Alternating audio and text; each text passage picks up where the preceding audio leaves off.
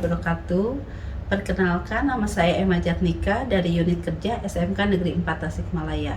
Kali ini saya akan memaparkan tentang permasalahan di sekolah, yaitu bullying di kelas. Bullying berasal dari kata bully, yaitu suatu kata yang mengacu pada pengertian adanya ancaman yang dilakukan seseorang terhadap orang lain yang umumnya lebih lemah atau rendah dari pelaku, yang menimbulkan gangguan psikis bagi korbannya berupa stres yang muncul dalam bentuk gangguan fisik atau psikis atau keduanya, misalnya susah makan, sakit fisik, ketakutan, rendah diri, depresi, cemas, dan lain sebagainya. Bully biasanya berlangsung dalam waktu yang lama sehingga sangat mungkin mempengaruhi korban secara psikis.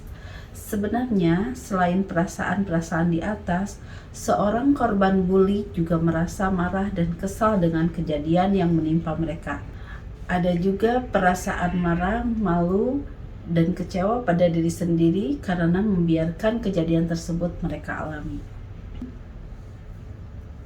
Namun, mereka tak kuasa menyelesaikan hal tersebut, termasuk tidak berani untuk melaporkan.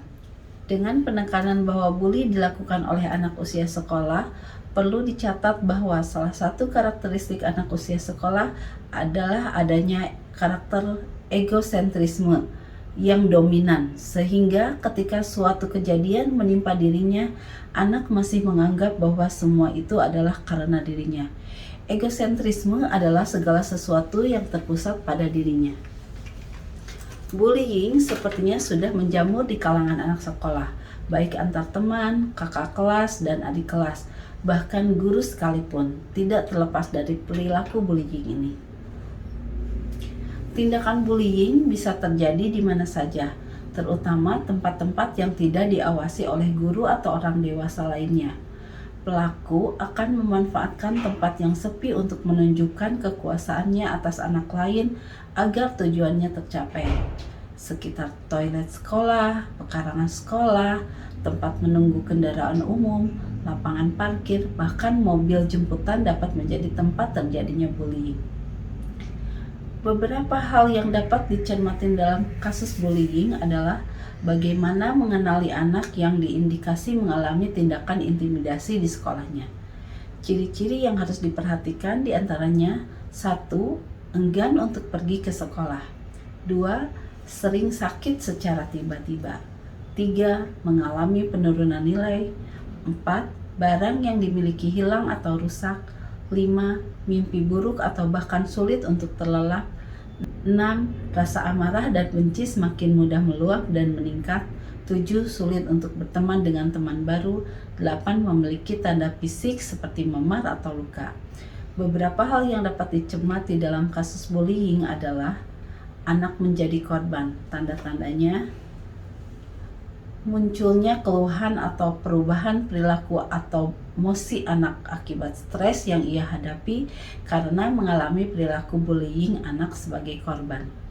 Laporan dari guru atau teman atau pengasuh anak mengenai tindakan bullying yang terjadi pada anak.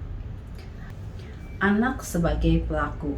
Tanda-tandanya: anak bersikap agresif, terutama pada mereka yang lebih muda usianya, atau lebih kecil, atau mereka yang tidak berdaya, misalnya binatang, tanaman, mainan. 2. Anak tidak menampilkan emosi negatifnya pada orang yang lebih tua atau lebih besar badannya atau lebih berkuasa, namun terlihat anak sebenarnya memiliki perasaan tidak senang. 3. Sesekali anak bersikap agresif yang berbeda ketika bersama Anda. 4. Melakukan tindakan agresif yang berbeda ketika tidak bersama Anda atau diketahui dari laporan guru, pengasuh, atau teman-teman. Ada laporan dari guru, pengasuh, teman bahwa anak melakukan tindakan agresif pada mereka yang lebih lemah atau tidak berdaya. 6. Anak yang pernah mengalami bully mungkin menjadi pelaku bully. Karakter-karakter tertentu pada anak yang biasanya menjadi korban bullying, misalnya sulit berteman, pemalu, memiliki keluarga yang terlalu melindungi, dari suku tertentu, cacat atau keterbatasan lainnya, berkebutuhan khusus, sombong, dan lain sebagainya. Perilaku bullying di institusi pendidikan bisa terjadi oleh siswa kepada siswa, siswa kepada guru, guru kepada siswa, guru kepada guru, orang tua siswa kepada guru, atau sebaliknya. Dan perilaku bullying di institusi pendidikan bisa terjadi oleh siswa kepada siswa, siswa kepada guru, guru kepada siswa, guru kepada guru, orang tua siswa kepada guru, atau sebaliknya, dan antar sivitas akademika di institusi pendidikan atau sekolah. Bentuk dan modus bullying. 1. Fisik, misalnya tendangan, pukulan, jambakan, tinju, tamparan, lempar benda, meludahi, mencubit, merusak, membotaki, mengeroyok, menelanjangi, push up berlebihan, menjemur, mencuci WC, lari keliling lapangan yang berlebihan, tidak mengetahui kondisi siswa, menyundut rokok, dan lain-lain. 2. Verbal, misalnya mencaci maki, mengejek, memberi label atau julukan jelek, mencela, memanggil dengan nama bapaknya, mengumpat, memarahi, meledek, mengancam, dan lain-lain. 3. Psikis, contohnya pelecehan seksual, memfitnah, menyingkirkan, mengucilkan, mendiamkan, mencibir, penghinaan, dan menyebarkan gosip. Solusi terhadap kasus bullying. Oleh karenanya, solusi yang bisa dilakukan untuk mencegah dan menangani kasus bullying ini antara lain: penanganan yang bisa dilakukan oleh guru. 1. Usahakan mendapat kejelasan mengenai apa yang terjadi. Tekankan bahwa kejadian tersebut bukan kesalahannya. 2. Bantu anak mengatasi ketidaknyamanan yang ia rasakan. Jelaskan apa yang terjadi dan mengapa hal itu terjadi. Pastikan bisa menerangkan dalam bahasa sederhana dan mudah dimengerti anak. Jangan pernah menyalahkan anak atas tindakan bullying yang dialami. 3. Mintalah bantuan pihak ketiga, misalnya guru atau ahli profesional, untuk membantu mengembalikan anak ke kondisi normal jika dirasakan perlu. Untuk itu, bukalah mata dan hati sebagai orang tua. Jangan tabu untuk mendengarkan masukan pihak lain. 4. Amati perilaku dan emosi anak, bahkan ketika kejadian bully yang ia alami sudah lama berlalu. Ingat bahwa biasanya korban menyimpan dendam dan potensial menjadi pelaku di kemudian waktu.